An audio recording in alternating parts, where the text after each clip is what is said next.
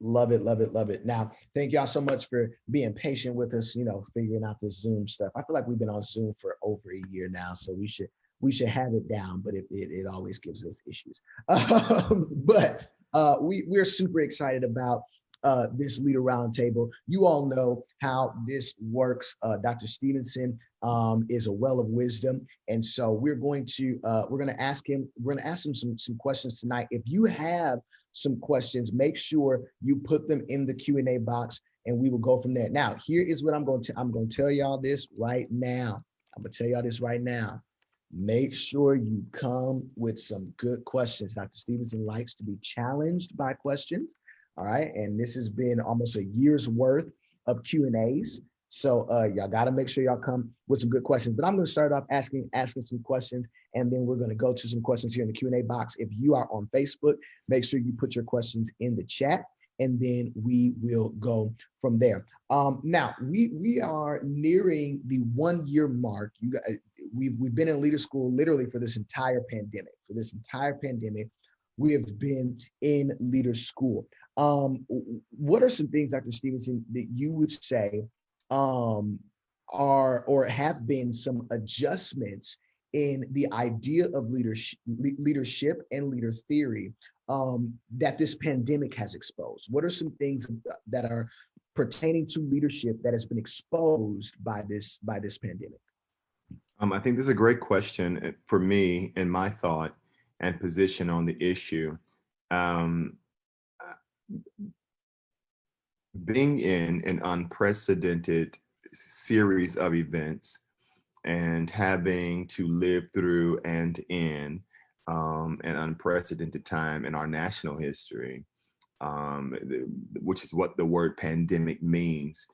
I think that a part of what it did for me, at least, and I think for thousands of leaders around the world, was it made us reconsider, reevaluate, refine. Those are three very necessary skills that any leader, person in charge, person aspiring to be in charge needs to have: the ability to rethink, reevaluate, reconsider. Being in a shutdown where you're limited in where you can go and what you can do puts you in such a position where you've got to literally reimagine everything. You've got to reconsider strategy. You've got to reconsider motive. You've got to reconsider timing. You got to reconsider team. And so I think that one of the things that the pandemic has forced us to realize, but I want to use this word, and also reckon with, is how little we reevaluate.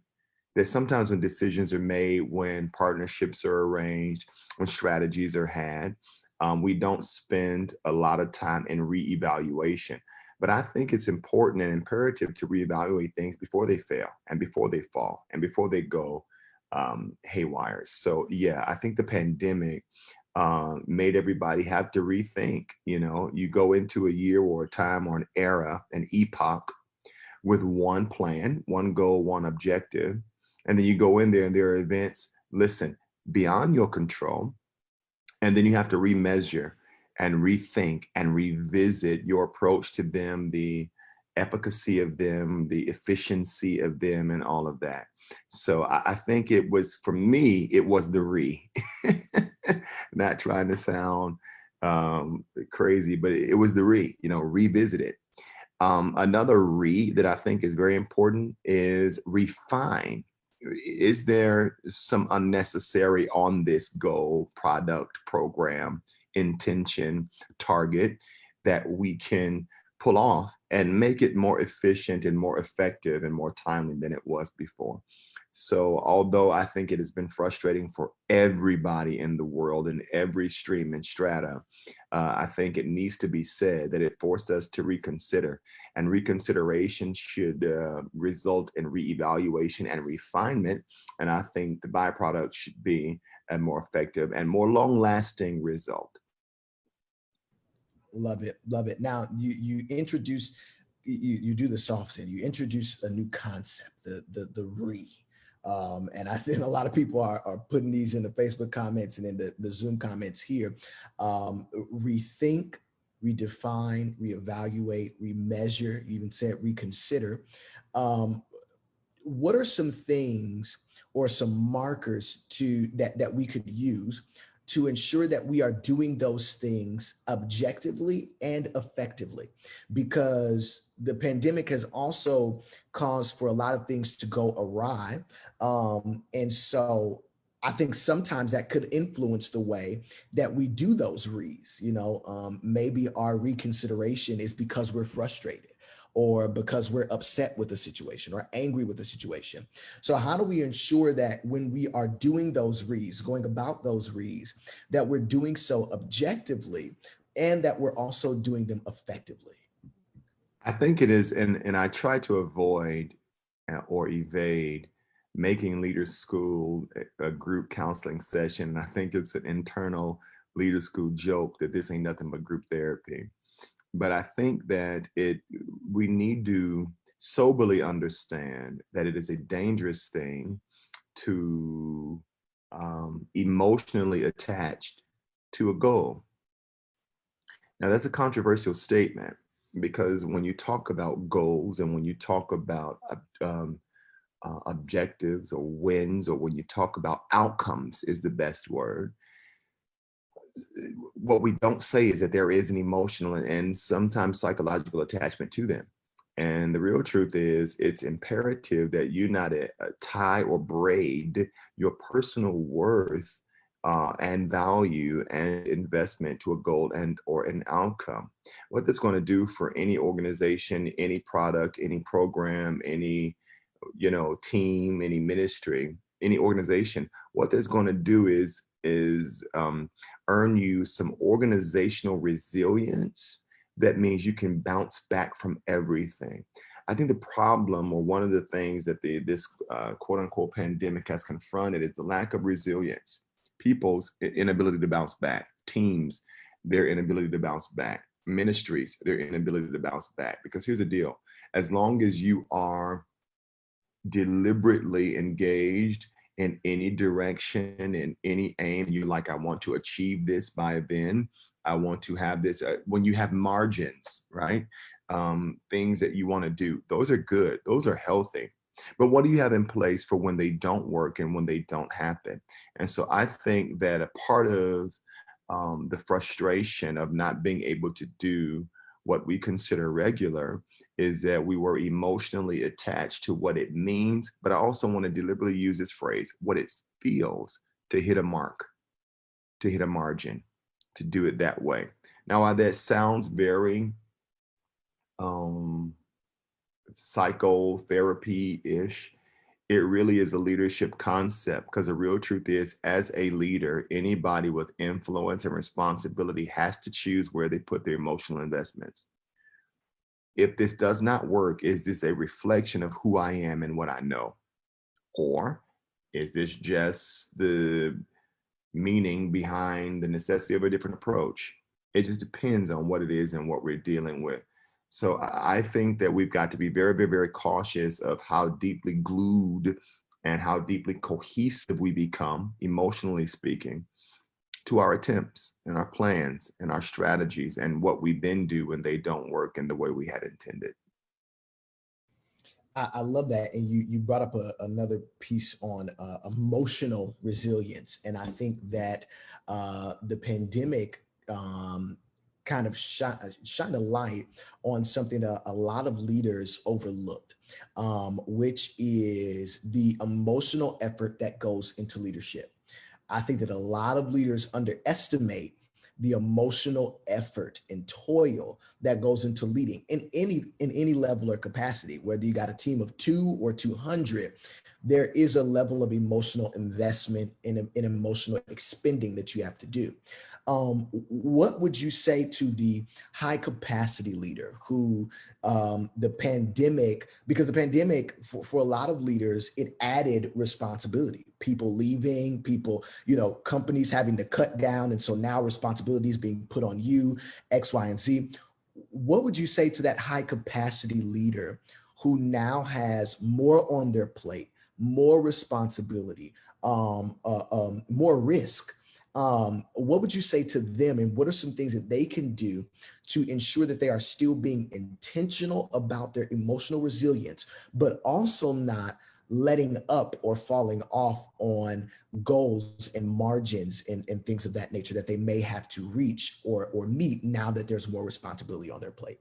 Brilliant question. I think the first thing that needs to be said is every real leader wants to win. If you are somebody that anticipates losing or loss, it means you're not a leader. Every leader wants to win. Um, in whatever strata or whatever sphere or in any area of service, they want to win. They want to be able to meet the mark and hit the goal. And if you are a master leader, which I do think there is such a thing, you want to exceed the margin and the point and the principle.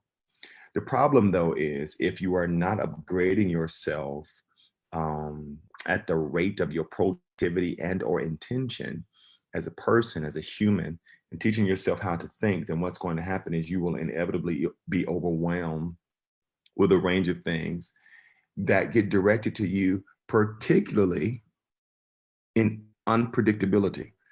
Here's a problem. In a predictable scenario, a typical scenario, it's easier to lead. In an unpredictable scenario, a spontaneous scenario, it's harder to lead. So in the middle place between the predictable and the unpredictable, if your position or your influence or your responsibilities do not change, you still have to engage, commit, and work. What you do in that in-between place is you develop necessary leadership optimism and you become more open to leadership assessment. I am a huge advocate of assessment. Believe it or not, there are people that are more afraid of assessment than not. And I've said that this past year in LeaderSchool is that there are a lot of people that are just afraid for whatever reasons about honest assessment because, again, they attach it to personal worth. But something can be assessed healthily, objectively, without it being an equation of who you are, what you know, where you've been. So I think that has to be some type of balance or rhythm, I think, between that and those worlds. The second thing that I'd add to that is this. One of the most frustrating things that I've had to learn and almost force feed in my leadership life is the principle of day to day. I didn't think, and this is with everything I know, all the education I have, all the experience I have, blah, blah, blah. I hadn't realized the power of day to day. And what it means is that making sure that I take care of what's on my plate today, compare and contrast that to today, decide and prepare for that against today, and then tomorrow start over. It's frustrating for a leader that thinks long term, that builds long term, to have to reckon with the pressures of the day, the staff of the day, the decisions of the day. But I think that when we do that, there is an opportunity to better prepare for the long term. Honestly, it's just frustrating when you are a futurist leader who lives and thinks and builds and believes from a place that the rest of the people around you have not gone to and or seen. So in short, it means one day at a time and be able to chop off what's on your plate and handle that with as most energy and with as most effort as possible in that particular day. Love it. I love it. And someone just asked a question, but I think you kind of hit on it because someone just asked, what would you say to the leader who has not been able to do that just yet, or was not able to do that, and now finds themselves, bless you, finds themselves checked out, mentally, physically, they're just checked out, and they do not want to continue because of whatever the case may be, because of whatever burden, because of whatever frustration. So if we have not been able to implement that day-to-day thought process, and we are already to the point where we are struggling to get out of bed and go to work, we are struggling to be passionate about the things that we're doing, we're struggling to be innovative, be creative, have vision, we're burned out. What then do we do to kind of bring ourselves back into the importance of leading day to day? I think that's a brilliant question, and I'm going to just go ahead and till the ground a bit. I believe too few leaders have good mentors. We are in a mentorship crisis. I don't necessarily like this reality or this question or this topic, but I'm going to go ahead and throw myself full speed ahead in it. The problem with this is, when you are a leader and you've assumed, agreed to, enrolled in, involve yourself in leadership responsibility without the very necessary technology or resource or provision of mentorship, what happens is you lead in and on self-reliance. The risks and the dangers with that are my decisions are based on my mood. My selection is based upon my preference. My timing and pace is based upon my convenience. And I have, watch this, no broader panorama other than who I am and what I know to make my decisions on. So mentorship is a very ancient skill and quality and affordance that I think is necessary, because here's the real truth. If as a leader and as a person of position and an influence and an authority, when you have good, consistent mentorship, what happens is those lessons, those redirections, those insights, those critiques, those perspectives become your compass for your next decision making. Watch this, pandemic or not, because the pandemic don't impact the principle. So what I think more leaders need to be better at is either pursuing or submitting to available, willing mentors. Because what happens is, when you have to make decisions or make steps that are beyond your personal ability and or desire, caveat here, every leader is going to have to do things that they don't desire to do. But leadership is not about personal desire. We have to do things that we don't necessarily want to do, and we have to do things beyond and above our feeling. Where does that energy come from? Where does that instruction come from? It comes from what we've been taught by our mentorship. So I think if you are not a reader, you're not a leader. If you're not a student, you're not a leader. If you're not a learner, you're not a leader. You're just a person with a role, and you're a person in a position. But it does not make you a leader if you're not somebody who values that principle of apprenticeship, and always being deliberate about learning your next level. I think that that's what happens. If you're burnt out, it's because nobody else is saying something to you that you're not saying to yourself. And so the refuel, there's that principle again, the re-engage, the re-energize. It comes from people and from places and or sources or bodies of information that you don't currently have in you. And that's okay. Leadership is never about knowing everything you need to know when you need to know it. It's about making right decisions under responsibility. And the problem with that is there are people who think that they have arrived, either because of an amount of money they've made or a place of the impact they've made or influence or likes, God forbid, or shares or any of that stuff. And they devalue the role of mentorship, which my value is, don't sue me over this, is a permanent one. I think the moment that you stop learning, you're dead, even if you're still. So a key component to your activity in leadership, to your energy in leadership, is learning. I think that's why it's so vital and important that you all made this investment into LeaderSchool, because I do think that for a lot of you, you were burnt out. A lot of you were burnt out and frustrated with your current leadership position or current leadership role. And I don't know if you saw this, Dr. Stevenson, right before you got on, but we were talking through the vast amount of people who've received promotions, who've received raises, who've received, adjust new jobs in a field that they like, all because they made an investment into LeaderSchool. And I think that that is a prime example of what Dr. Stevenson is saying. If you commit to learning, if you commit to growth, then you will be able to better see what's in front of you. And it can alleviate that, that burnout. So I think that there's a great answer to that question that I'm sure a lot of you were not expecting. But I think you brought up another amazing point that I want to dig into a little bit more here too, because with that you entered into the conversation that leadership, although it can feel lonely, cannot be done alone. And I think a lot of times for us, we try to do leadership alone. And so there we just saw that when we try to do leadership alone, it can be difficult to see what's next or hear what's next. Dr. Stevenson, what would you say to the person who may feel as if they don't have an adequate staff of people around them? And this is not people working for them, but a life staff of friends, associates, mentors who can push them in their leadership.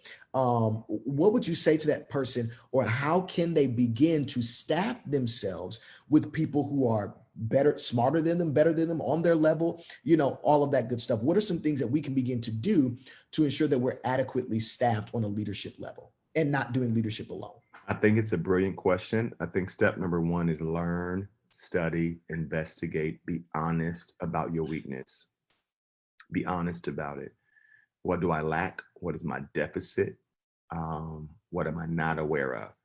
Without that very critical and crucial conversation, there is no such thing as a step two.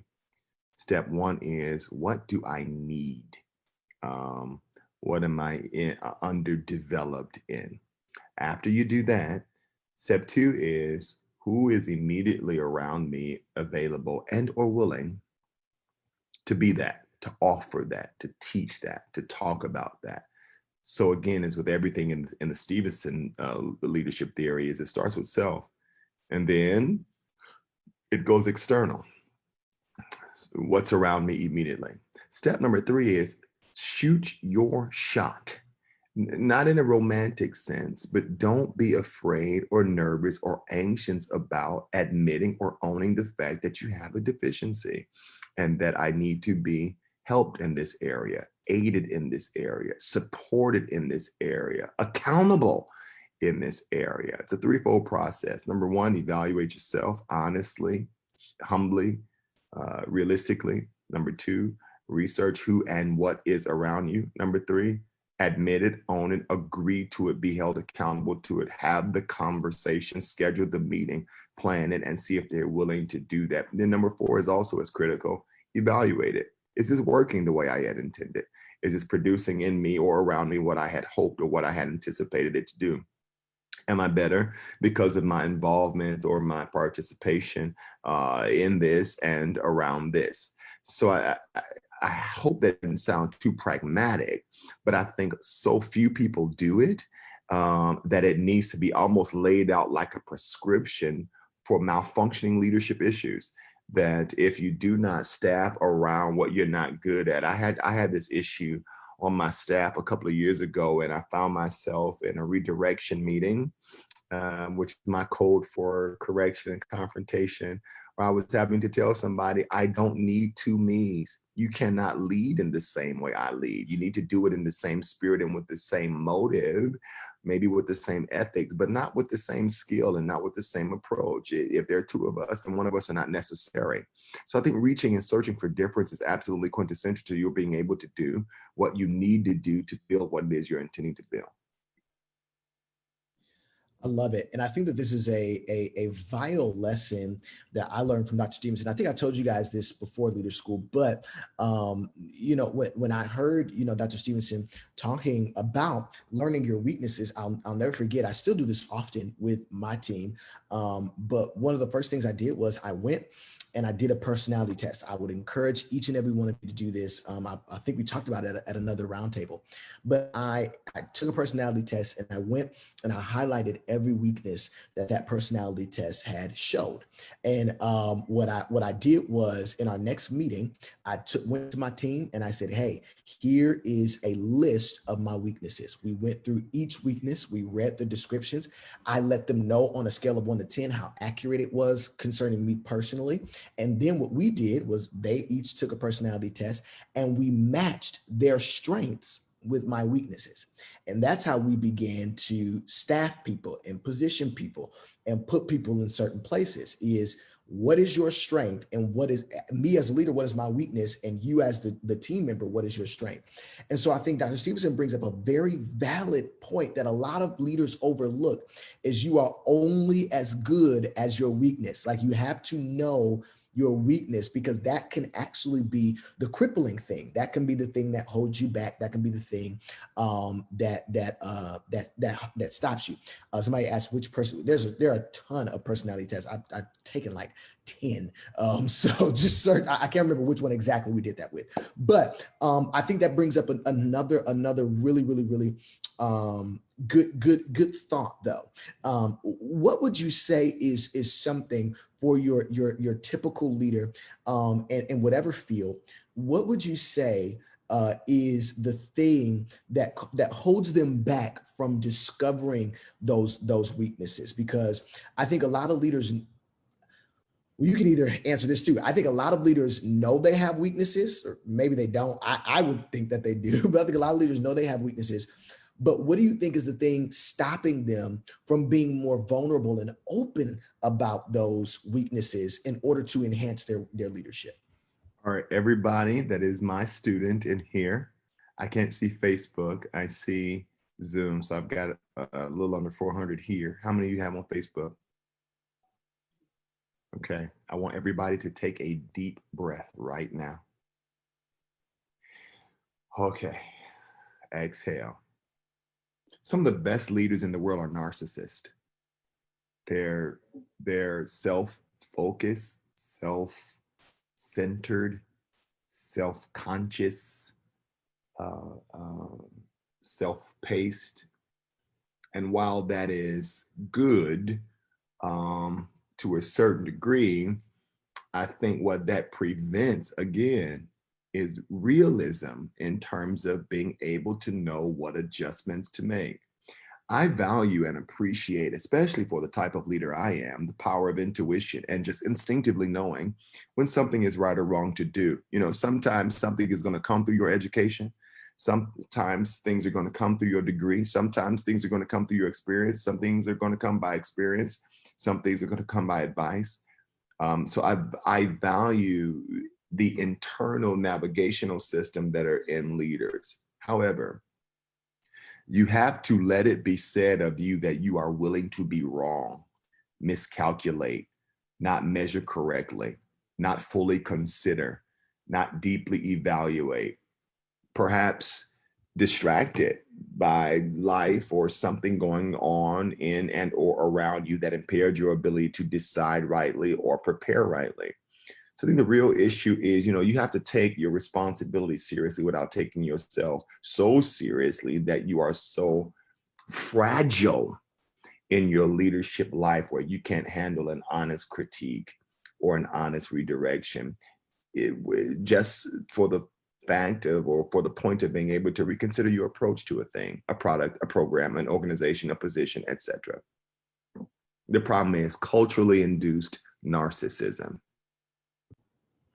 Somebody on Facebook said, "Here comes the axe," and that definitely was was an axe. Most leaders. Let me get this. Somebody put the quote exactly on Facebook. Some of the best leaders, there it is, are narcissists. Yikes! That is an interesting but accurate assessment. Here's a good question. This is from Tanisha, because we've been talking about a lot. We've been talking about a lot of things that may need to be done introspectively, even this whole narcissism piece.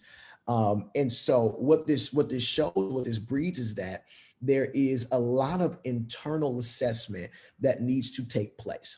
Tanisha asks, I'm gonna forgive me, Tanisha, I'm gonna paraphrase this a little bit for you, but Tanisha wants to know the importance of, if there is any, possibly stepping away for a while from your assignments to make sure that you do those assessments and evaluations?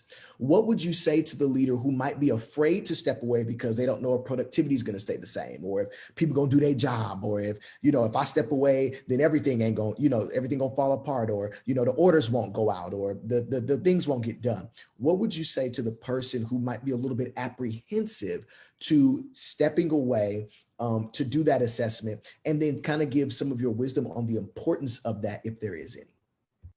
I think it's absolutely mandatory. I don't even know that this should be a discussion of where it's options.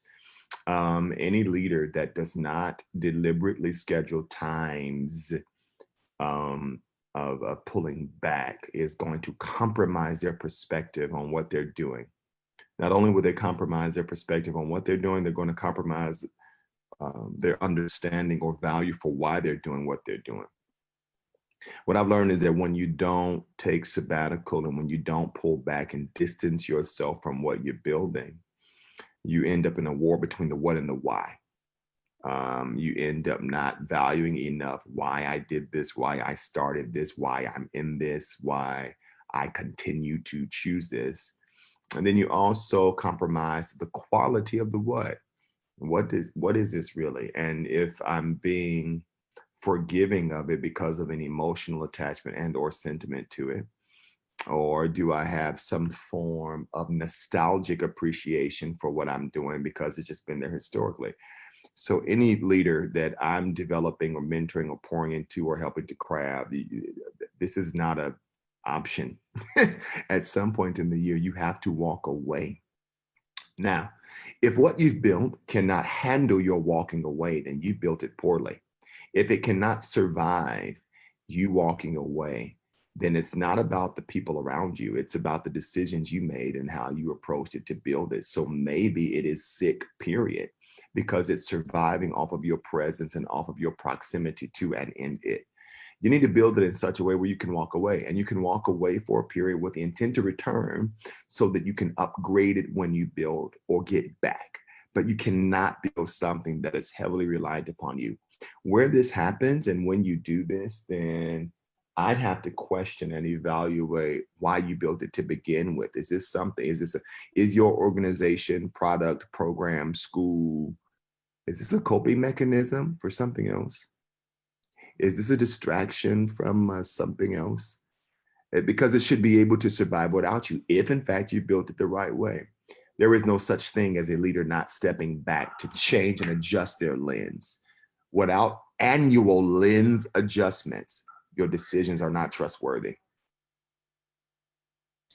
Yikes. If it cannot survive you walking away, you have built poorly. I think that is a gut blow to a lot of leaders, but I think it is very, very, very important, because if you can't walk away, then that is a clear indication that it is built on you. It's built around you. And if it's built around you, then it's not built well. I think that's an amazing, amazing, amazing question. So it is vital, it is necessary for us to put that time in, put that work in, to ensure that we are as healthy as possible as leaders. But I also want to know, let's talk about balance, right? Balance in leadership, because I think that a lot of people are either heavily one side or heavily another. So how do you balance? And I'm going to use this question from Teray Deaver. How do you balance the level of expectation that you may require of yourself as a leader? So I have a certain standard, I have a certain expectation that I require of myself, with the preference or uniqueness of the staff that are under you, or even the people that you report to. How do you balance those two things, your personal standards, goals, whatever the case may be, in your job, with the preferences, the uniqueness, or the needs of the people that you may work with, either on a subordinate level or to people that you may have to report to, a boss, manager, supervisor, XYZ? How do you balance the two of those? Um, I'm going to give a stab at this. I think your personal standard measurement rod should trump what's required of your boss. I think if your boss has a certain job description, standard, expectation, yours should be higher of yourself than theirs is to you. Whoever you're reporting to, whatever is your higher up, whatever is over you, you use whatever they expect or desire out of you as your bare minimum. When this assignment and position expires, you still got to live with you and your life responsibility and your life goals. So I think there's a conflict there, because I feel like a lot of people use their bosses or their supervisors or their higher ups standards and expectations as their maximum, when I think it should be their minimum. I think internally speaking, you should have a greater and a grander intent for your potential in every way and your skill in every way than the people who oversee you do. That way, when they redirect you or confront you or try to develop you or try to reposition you, it's not something that is unfamiliar to the types of discussions and or um, efforts that you direct towards yourself. Because again, all leadership starts in and with self. If I don't have self leadership, I don't have leadership at all. If I can't influence my own decision making and direct that, then I really have the ability to do nothing. And so I think that that's one thing and one issue and one error. B is this: I can say confidently then about, I've been leading in public speaking literally all of my adult life. I've been in some form of leadership. And one of the things that I'm noticing that is a simple statement, but a grand crisis, I don't think people cater to the team enough. I just don't think that people craft teams the right way. I don't think that they are sensitive to what's necessary for the uh, lifespan of the organization. I think that they hire for sentimental reason or emotional reason. I think that they don't pay attention to the density on the resume. I don't think they pay attention to how the organization is performing and growing. And so, because of that, they just design the team sloppily. I really believe, I'm going to get in trouble for this, but because this is my college and this is my school, I'm going to say it. I think 80% of the effort of the leader should be on the team. I think 20% of the attention of the leader should be on the audience. That's me. People will disagree. I don't think it takes a whole lot to study the needs, the wants, the demographics of the audience. I think that's easy if you're a leader. I think the real work is in the proper arrangement, education of, positioning of, development of, tracing and tracking of the team, I think. So two key things. And number one, I'm still stuck on, because people are still kind of being blessed by it. Your boss's expectations should be your minimum, not your maximum. I think that is a complete shift in perspective, because what that does is that takes the responsibility, but it also takes the not as for lack of better terms, the power out of the hands of the organization and puts it into your hands as far as your growth, your excelling, your getting better, all of that good stuff. But you also kind of tapped into our next question in regards to team, that team aspect and team building, because this next question was going to be regarding the leader who may be struggling during this pandemic with team building. Um, what we know is that this pandemic has hit everybody, right? The fact that we've been in a whole year, it has hit everybody. How how do we as leaders ensure that we are adequately serving that team, as you said, but still holding a standard to get things done, produce, um, and excel and grow? How do we balance that when people are going through real life things? A brilliant question. I am a avid believer in the truth and the principle that standards should never decrease. I think they should always increase. The older the organization, the older the product, the older the program, the standard goes higher. The greater the ability or the potential of the thing, the greater the standard of the thing. However, I don't think leaders ask enough questions to their teams. This is my experience. I think necessary questions. It is wrong, and it is a fallacy to think that because you are the person that is in charge, that you know everything you need to know. That may mean that sometimes you need to engage your subordinates or those that report to you and just ask questions, and not with the intent to prove a point. Sometimes with the intent to study, to investigate, to learn, to decide, to choose. And so I think in a pandemic, one of the weapons we have as leaders is the question: what are you doing with this? What do you think about this? What's your philosophy on this? What's your approach on this? What that does is that gives us, here is a fundamental concept of leadership, thought and theory: premise. The basis of my decision is this. The basis of my hiring is this. The basis of my planning is this. The basis of my postponing this is this. I think it's as simple as question. Let me question you.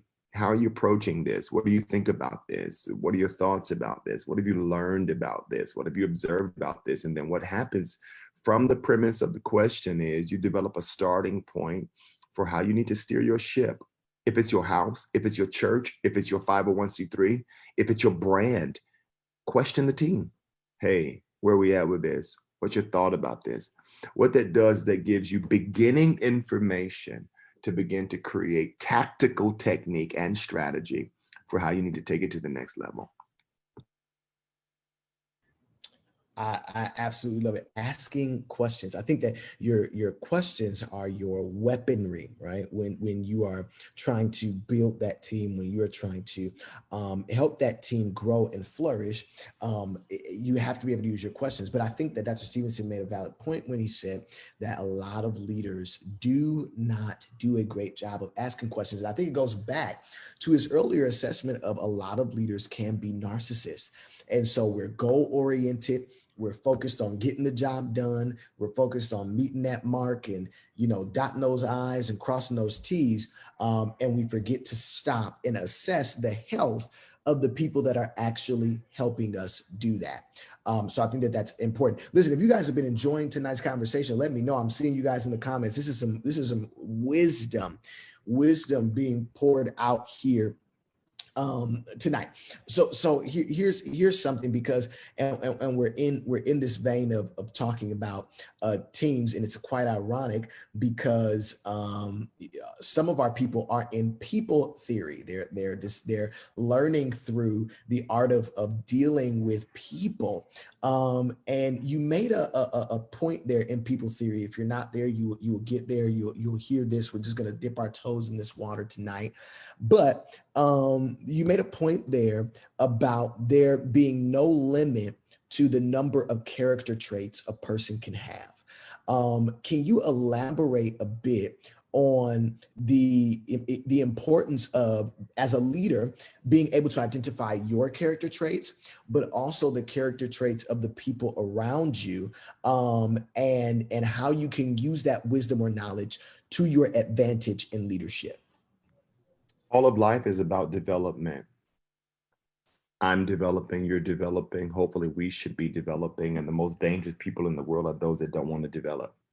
And develop is not something that happens by spontaneous combustion. It is a decision. It is deliberate. It is schedule. What I mean by that is this: the range and the possibilities of everything I can do and be. If I don't have a skill, I can develop it.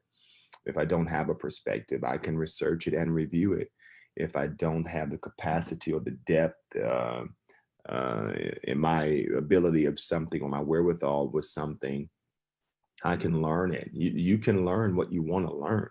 The problem is not about exploring the range of abilities a person has. There are things that are in you um, innately, you're born with, but dexterity is a different conversation. Part of what that means is that if I want to develop in an area, in an ability, in a capability, and this is all of life, then I target it. And when I target it, I throw all of my resources, energy, discipline, books, conferences, seminars, conversations, questions, money at that target. That builds dexterity. What it means is I become competent in areas that heretofore I was not competent in. And so if we're going to have any conversation about leadership, and we're going to exclude the very necessary partnership of development, we're not having a real conversation about leadership. Because what the assertion is because I'm the leader, I'm going to always be the one for the job. And that's not the case. And that's not the truth. The real issue is development and how committed I am to it and how I refuse to put that or delegate that to somebody else. When people come in my life, in my world, in my career, on my resume, they come to partner with my own commitment to my own development, but they're not responsible for catalyzing it. I'm the one responsible for my development, period. I love it. I'm going through these questions. I have two questions that are pretty good that I'm trying to decide which one I want to be our last one tonight. I think I'm going to ask. I think I'm going to ask this one because I think this is a good question to end tonight on. Listen, if you have enjoyed tonight, I know I just asked you guys to do it, but please let Dr. Stevenson know in the comment section. I got Facebook up here. Facebook is loving this tonight. The comment section on Facebook has been going crazy. Zoom has been really enjoying this. This has been a well of wisdom, and so I hope that you guys are benefiting from it. This last question is I think vital for anyone in leadership, and this could open up a whole. This could be alive in and of itself. And I know you could do ebooks and webinars and all that stuff on this topic here. But if you, to end this off, could you please talk about the relationship between a leader and the culture of an organization? Because this question is, how much of an impact does the culture of an organization have on one's leadership style?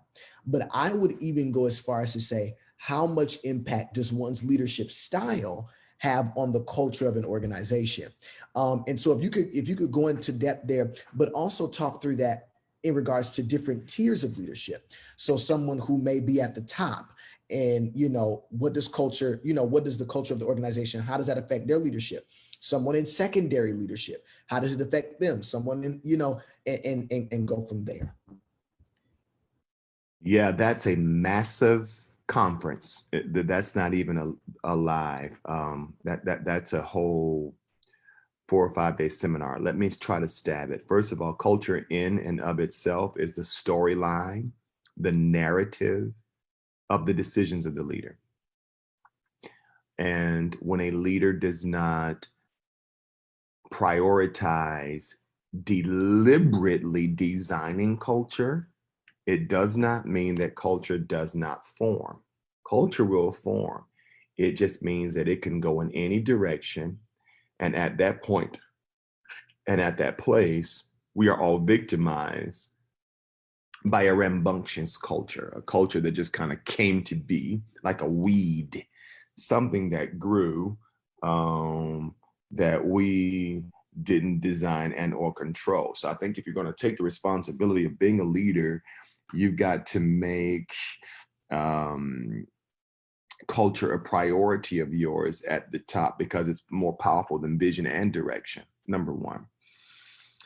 The second thing is, if you are a supportive leader, someone that's serving under a different leader that is responsible for the upkeep, the evaluation of the culture.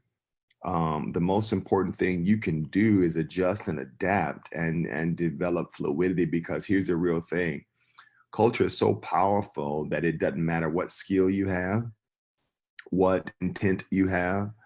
It don't matter what's on your resume, what certification is there. Culture will kill all of that if it's dead set against who you are and or what you know. So it takes a collaborative effort. Here is the most important thing I want to say. Culture cannot be singularly changed by the guy that's at the top. It is a collaborative effort. The guy or the gal that's at the top has to envision what he or she wants the culture of it to be. And then they need to clearly disseminate their direction and their instruction to the subsequent tiers of leadership, and empower them to say things in the way they need to say them, instruct, direct, develop, invest in the ways they need to do, but with the heart and the passion of whoever the dude or the gal was at the top.